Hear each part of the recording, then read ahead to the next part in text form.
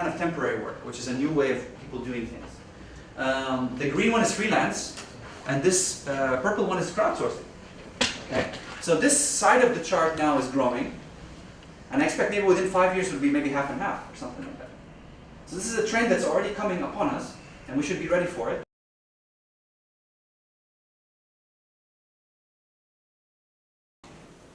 The UAE is very good, the UAE government specifically, are very good at hiring contractors. I've been offered a number of these during my time here. And they pay you for 48 weeks a year. Don't pay for your flights. Sorry, Dan. But we still need to provide them the labor card for even if you're a contractor. They have to prove to you they are legally capable and responsible for doing their job. So I can come to you and I can show you my trade license, and that you can accept that. So if somebody is on their husband visa, That's different. that's different. That is, they have a sponsor, they do not have a work permit. They have a visa but not a work permit. So you have to prove that you have a work permit, which comes from either setting up a company, having a freelance visa, or similar type of arrangement. You're working as a consultant. Yeah. Can you be on the company visa? Technically, officially, the response to that answer would be no, unless you have set up a company. No, if you don't have a company. Technically, legally, no. But can't you get an NOC from your spouse or your parents and get a work permit by yourself? Provided you get a work permit, which is either setting up the company or doing freelance, Okay. or being employed. What if you're already working for a company that's giving you a work visa, and then you go behind it, or use that medium? Of course not.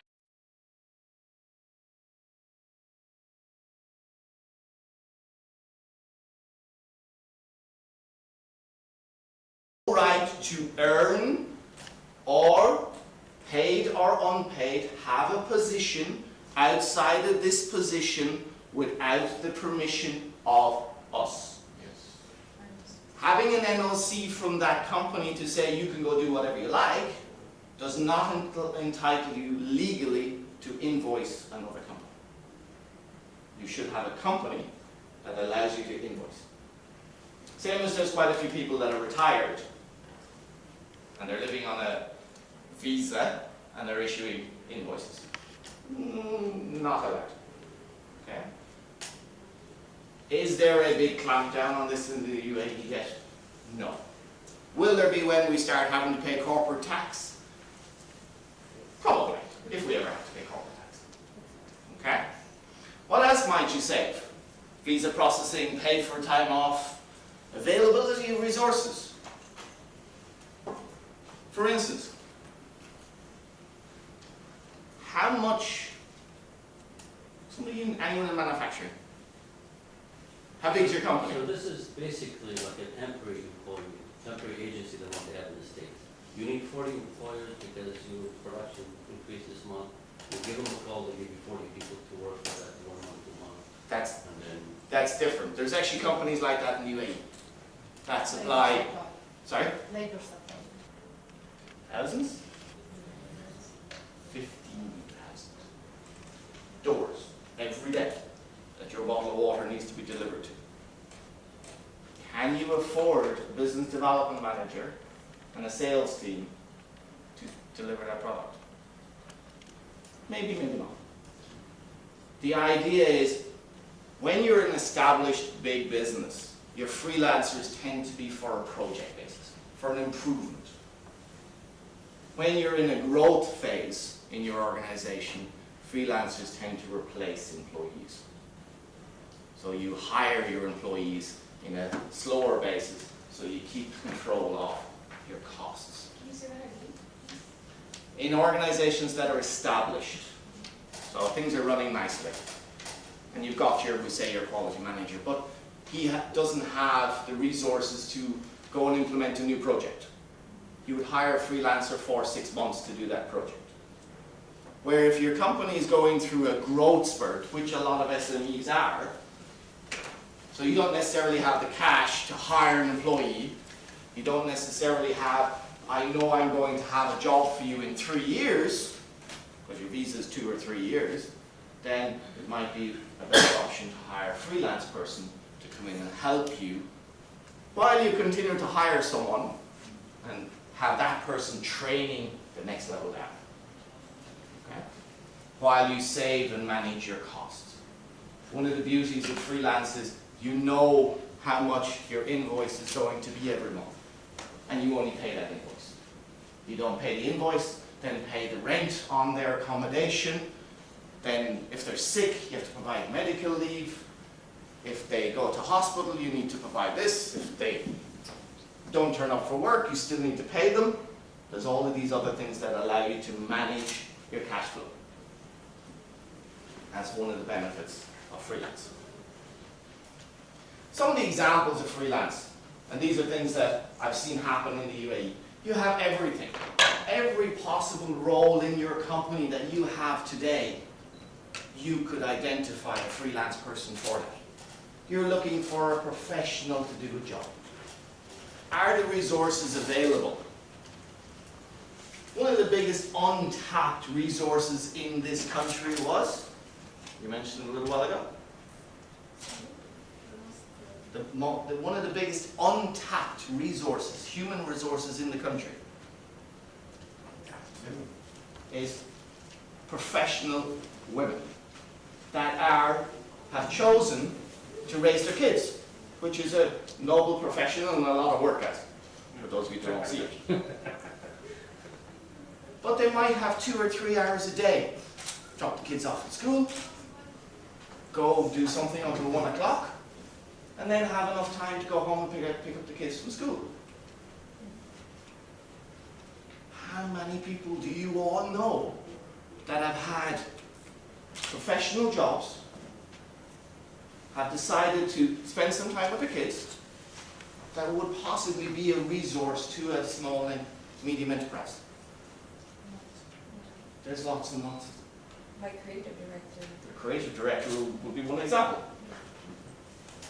I know project managers for construction companies that are currently on maternity leave. And every day they spend 2 hours a day online doing work for the companies they used to work for. Where can I find the list of all these freelance? Any Any job job on internet? both sides. Yeah, there's freelance websites that publish the jobs that are available. Sometimes the companies just advertise freelance when they advertise a job. What types of freelance? If you log on the Media City website, the 2454 website, you can see the categories that are available. Sometimes you should look at how more cost effective it is to set up a company in Ajman or Ras Al Khaimah or Knowledge Village or any of these organizations to see what's the cost benefit. Okay. And how much is the cost for the freelancing visa? Is it the same as? any They're job? different for different categories and different companies.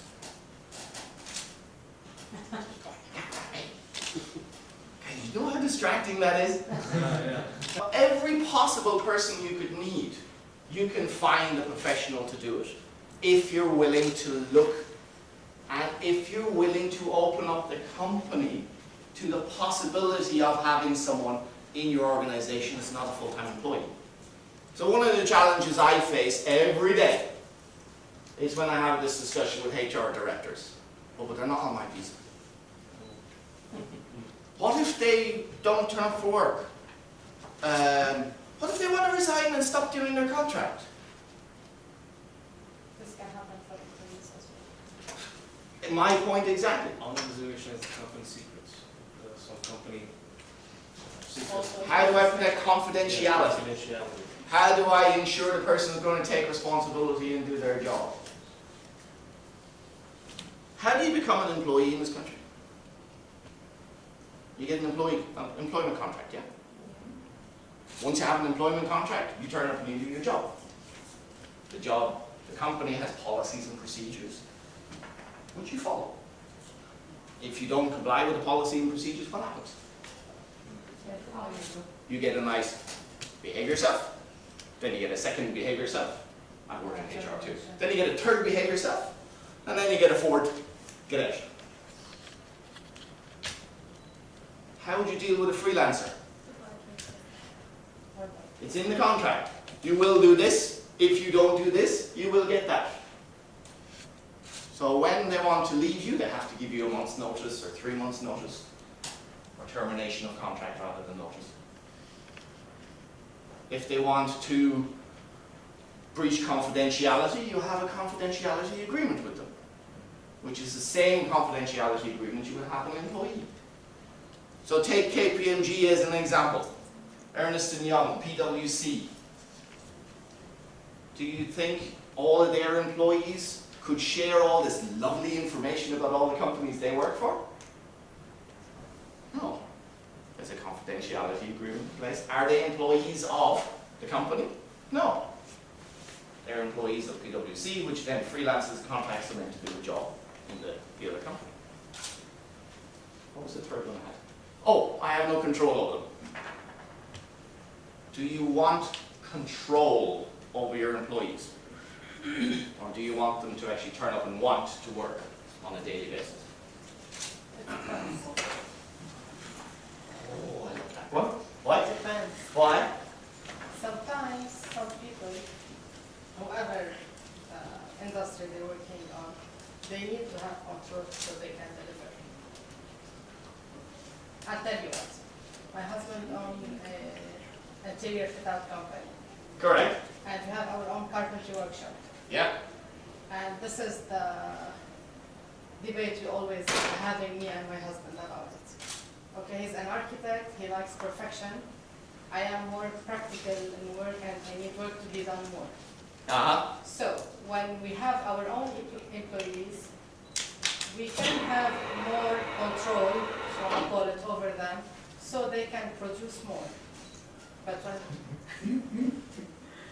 and when we subcontract, or when we get labor supply, or we get whatever you want to call it, freelancers to do that job for us, they don't care if, like the laborers, let's say, if their supervisor from their own company is not here, they're not doing the job. So we need to have. Is that possibly a problem with the contractors you're giving the work rather than the idea of contracting? We tried like 5 or 6 possible labor supplies, and we're always facing the same thing. I've done And this is supporting my husband's. I've done supplier development all over the world. It doesn't matter what country you're in, it doesn't matter what background the company is from, there is good and bad in every country and every industry in the world. Yes. But there is also this spectacular in the brilliant. Okay? If you look at all the organizational psychology, no, you don't want to control your people, you want them to actually be involved in the business, get up every morning and want to come to work. We don't do enough of that. Whether we're doing it for a contractor, whether we're doing it full-time, whether we're doing it for anyone. As employers, we don't actually encourage our people to come to work. We go, we pay you so you come to work. Sold to come to work. That's a different story. Sorry, the young lady first. Is there recruitment website concentrated on contractors? Yeah, there's a freelance.ae. There's not additional. There's loads of them actually. Sorry. That's why Toyota is number one manufacturer, because they don't control their employees. They actually get everybody involved. Every employee has to give at least an idea of what's going on. Line employees are the grassroots. Correct. The idea they get everybody's involved, part of Kaizen, part of 5S. It's an employee engagement program, which we all hear about in HR. Okay. I'm conscious of time, so one of the case studies that I'd like to go through is, this is in the UAE.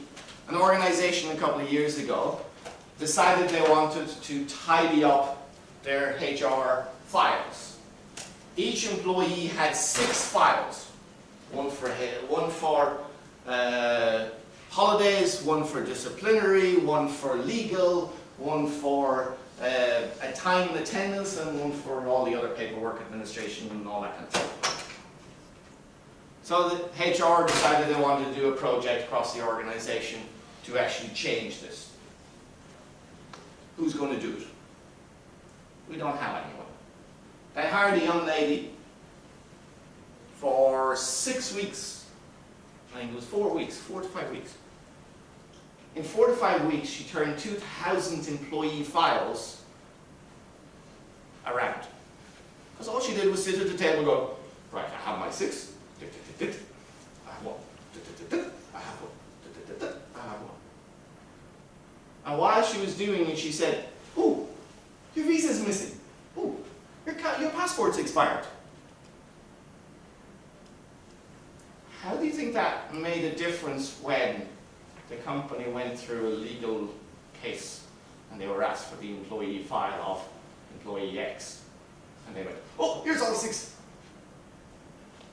This person doesn't have a passport in your file. Their visa expired 6 months ago, and you haven't renewed it." And this was the food industry, so it went down to, this person needs an annual medical checkup to work in the food industry. They don't have it, so here's a 10,000 dirham fine. It cost the company 30,000 dirhams to pay this young lady. It saved the company 40,000, 50,000, 100,000 on the first case. And also the fact that the company could now stay open, even though